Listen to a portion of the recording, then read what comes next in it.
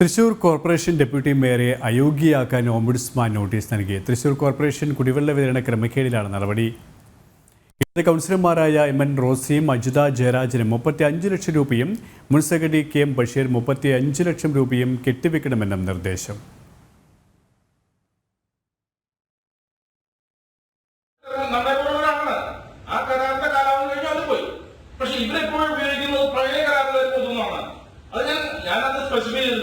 പഴയ കരാറുകൾ ഇവിടെ കണ്ടിന്യൂ നേച്ചറില്ല. അവര് 2 മാസം കഴിഞ്ഞാലും വിതരണം നടന്നു അവർ പോയി. അവര് അപ്പൊ ഒരു പബ്ലിക്കിനെ വിളിച്ചിട്ട് ഇവര് കരാർ കൊടുക്കണം. കാരണം മനസ്സിലായി ഞാൻ പറഞ്ഞത് മറികടന്നുണ്ട്. കൗൺസിലിനെ ചതിക്കുകയാണ് ഇത്.